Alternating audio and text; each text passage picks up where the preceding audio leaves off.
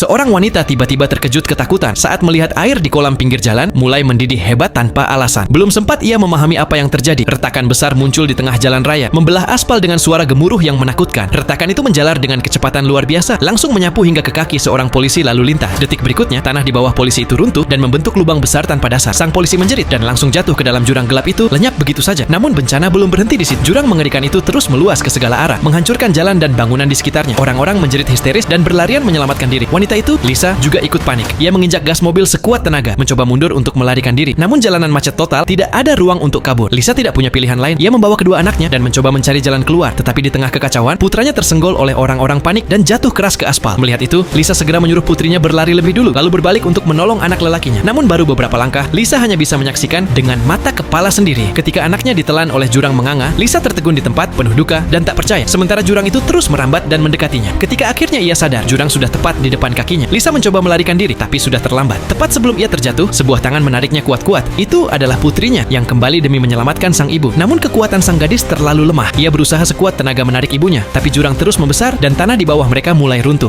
Lisa sadar, semakin lama mereka menahan, semakin besar bahaya bagi anak perempuannya. Dengan air mata berlinang, Lisa melepaskan tangan anaknya dan melompat ke dalam jurang demi menyelamatkan putrinya. Lisa jatuh tak henti-henti, namun dasar jurang bukanlah tanah, melainkan cahaya hijau misterius yang berputar perlahan seperti pusaran energi. Ia menembus cahaya itu dan kehilangan kesadaran. Saat membuka mata, Lisa mendapati dirinya berada di padang liar purba. Di atas langit, cahaya hijau tadi masih melayang, seolah menjadi portal yang menelannya ke dunia ini. Tak punya waktu untuk berpikir, Lisa mulai mencari anaknya, namun ponselnya tidak ada sinyal sama sekali. Saat mencari, Lisa melihat asap tebal naik dari hutan. Ia segera menuju ke sana dan terkejut melihat ratusan orang berkumpul di sebuah lapangan luas. Mereka semua tampak kebingungan. Ternyata mereka juga jatuh ke dalam jurang. Dan di antara mereka, Lisa melihat anaknya. Mereka berpelukan erat, menangis lega karena sama-sama masih hidup. Namun kebahagiaan itu tak berlangsung lama. Dari balik pepohonan muncul seekor serigala raksasa, 3 kali lebih besar dari serigala biasa, dengan mata merah menyala. Serigala itu langsung menerkam. Lisa dan anaknya berlari sekuat tenaga. Sementara dari sisi lain, puluhan serigala lain bermunculan dan menyerang para penyintas. Kekacauan terjadi di mana-mana. Banyak yang mencoba melawan, tapi sia-sia, mereka semua menjadi santapan serigala.